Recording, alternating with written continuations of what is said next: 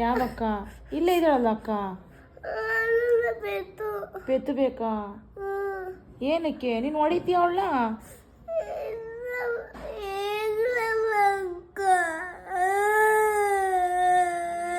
ಅವಳು ಟ್ರಿಪ್ಪಿಗೆ ಹೋಯ್ದಾಳಲ್ಲ.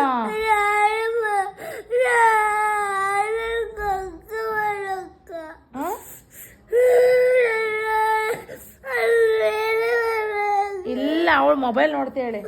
ಅವಳು ಟ್ರಿಪ್ಪಿಗೆ ಹೋಗೋರ ಫೋಟೋ ನೋಡ್ತಾ ಇದ್ದಾಳೆ ನೋಡೋಳು. ನಾಳೆ ಬುಂದಕ್ಕ ಹೋಗ್ತಾಳೆ.